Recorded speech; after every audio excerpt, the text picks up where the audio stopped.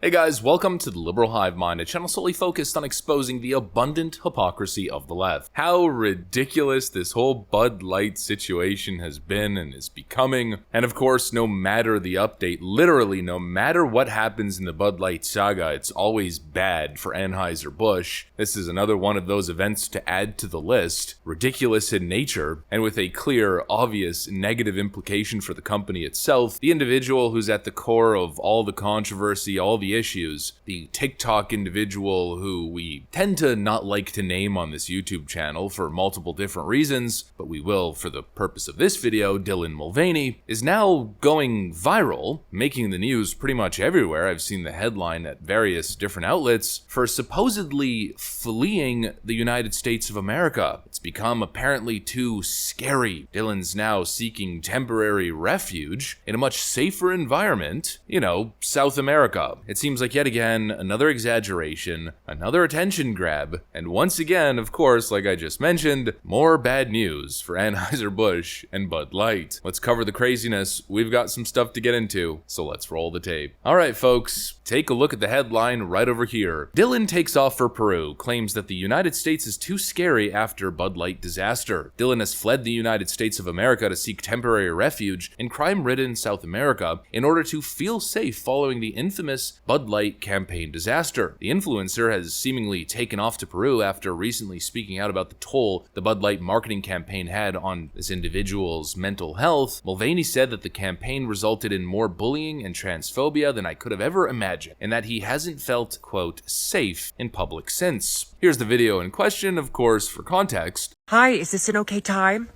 Okay, surprise! I'm in Peru, and I'm at Machu Picchu. Isn't this just so beautiful? I'm here by myself, and I used to do a ton of solo traveling. I'm telling you, it's the best. If you could ever do a solo trip somewhere, it is such a good way to get to know yourself better. But I came here to feel something, you know what I mean? And I definitely have. I've done shaman ceremonies that were like 10 years worth of therapy. It was wild.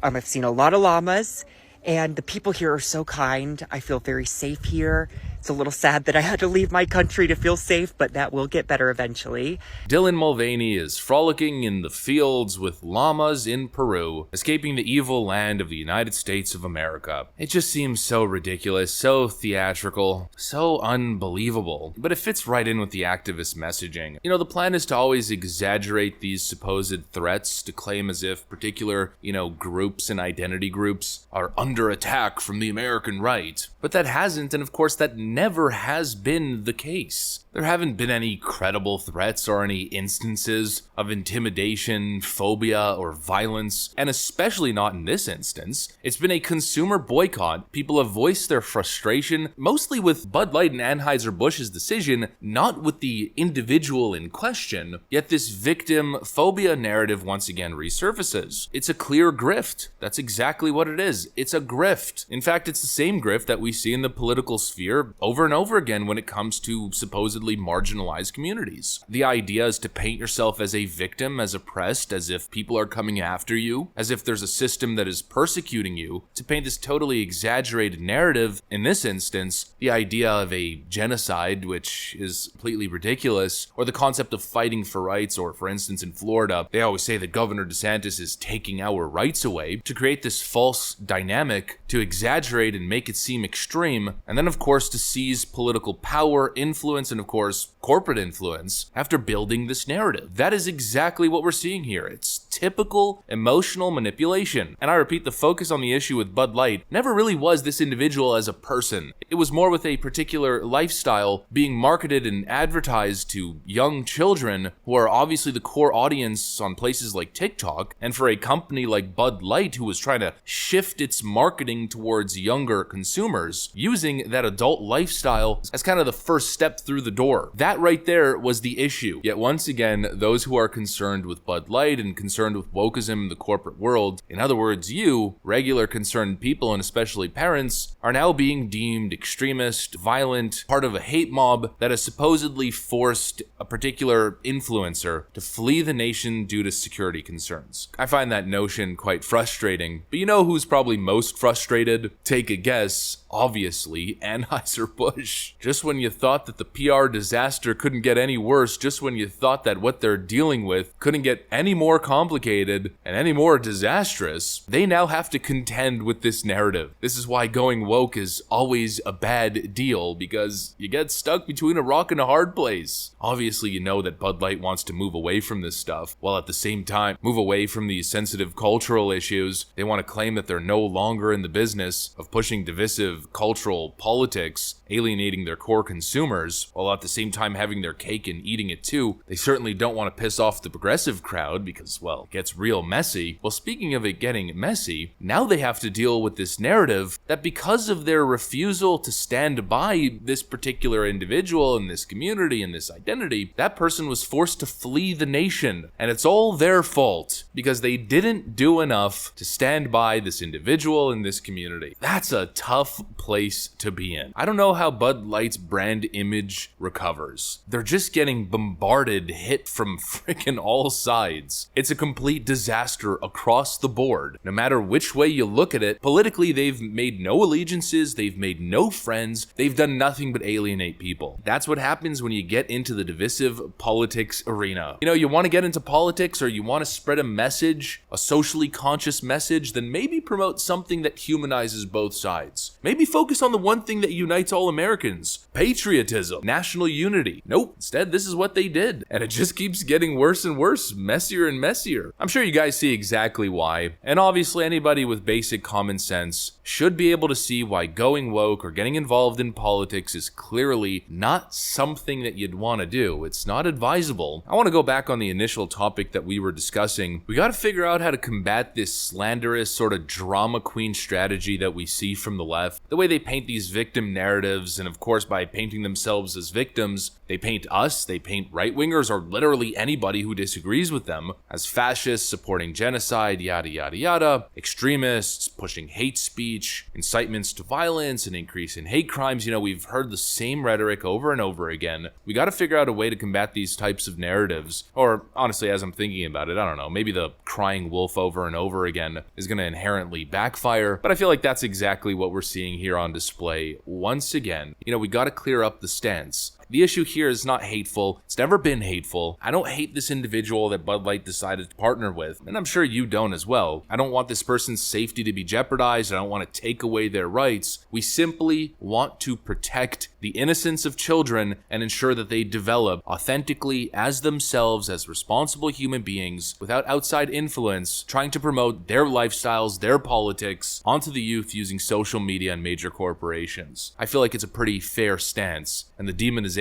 and the misrepresentation of this stance is what I find to be the most deeply unethical part of this entire dynamic. Anyways, that's what I got for you guys. Hopefully you enjoyed this video. If you did, make sure to leave a like and possibly subscribe to the channel. You know that we'd love to have you here. Thanks for watching, and I'll see you on the next one.